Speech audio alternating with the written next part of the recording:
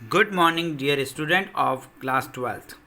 विद्यार्थियों, आज हम पढ़ेंगे मानव अध्यावरणी तंत्र के बारे में।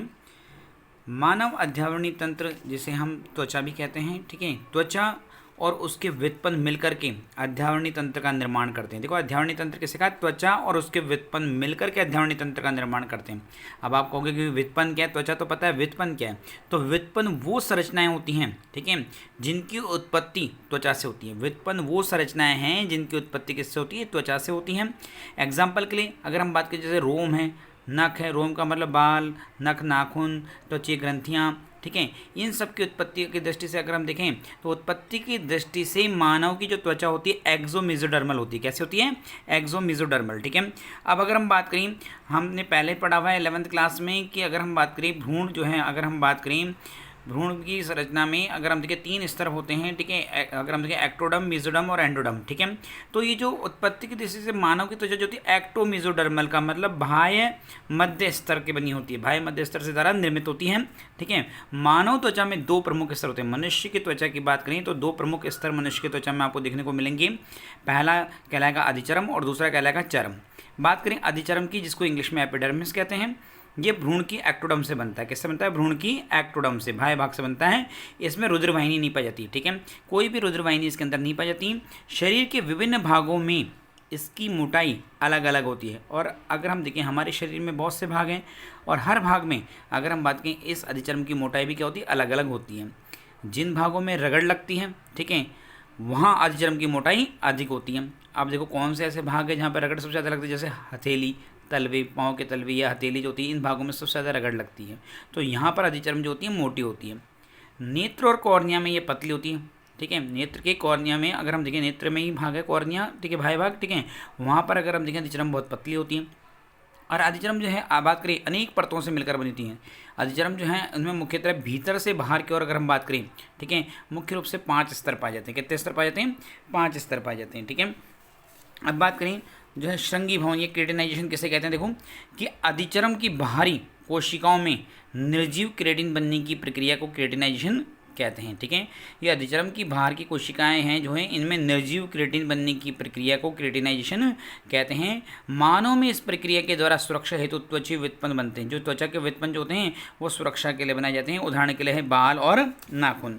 अब हम बात करते हैं उन 5 स्तरों की, ठीक है, जिन 5 स्तरों के बारे में भी बताया गया था कि अधिचर्म में मुख्य रूप से 5 स्तर होते हैं। तो अधिचर्म में देखो, सबसे पहला स्तर जिसको हम अंकुरण स्तर या मैल्पिकी स्तर कहते हैं, ठीक है, ये अधिचर्म का सबसे भीतरी जीवित कोशिकाओं से निर्मित स्तर होता है, ठीक है।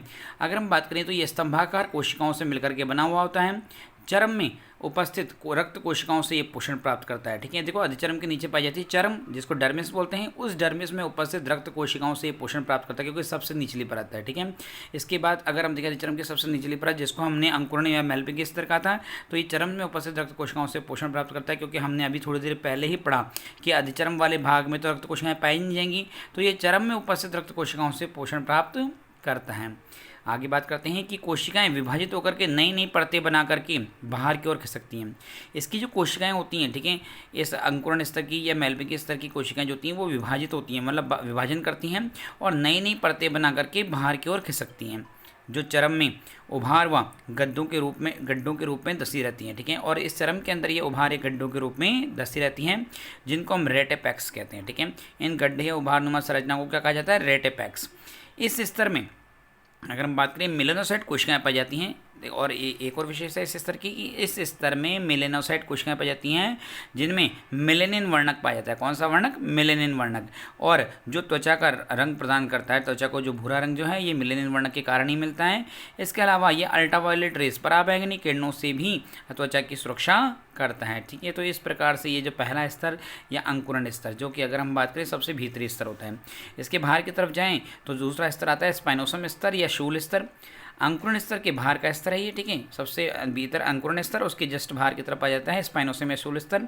ये बहुस्तरीय होता है, बहुत सी परतों के द्वारा निर्मित होता है। बहुकोणीय कोशिकाएं इन परतों में पाई जाती हैं। इस स्तर का मुख्य कार्य है अधिचर्म को दृढ़ता प्रदान करना। ठीक है, ये जो अधिचर्म है इसको दृढ़ता जो होती है इसी परत के द्वारा प्राप्त होती है। इसमें डेंड्रिटिक सेल्स की मात्रा अधिक होती है जो सूक्ष्म जीवों का भक्षण करती है। ठीक है, ये डेंड्रिटिक सेल्स क्या काम करती है, हानिकारक सूक्ष्म जीवों का भक्षण करती है। तो ये हमारा है स्थूल स्तर। ठीक है, तो इस प्रकार से 2 स्तर हुए। ठीक है, इसके बाद जो तीसरा स्तर आता है उसको हम बोलते हैं कणीय स्तर या ग्रेनुलोसम स्तर। शूल स्तर के बाहर की ओर 5 से 6 परतों की कोशिकाएं होती हैं। ठीक है, तो शूल स्तर के बाहर की तरफ 5 से 6 परतों के द्वारा निर्मित कोशिका जो होती हैं जिनको ग्रेनुलोसम स्तर या फिर कणीय स्तर कहा। इस स्तर की कोशिकाओं में केरेटोहाइलिन नामक प्रोटीन के कण पाए जाते हैं। ठीक है, केरेटोहाइलिन नामक प्रोटीन के कण इस ग्रेनुलोसम स्तर में पाए जाते हैं।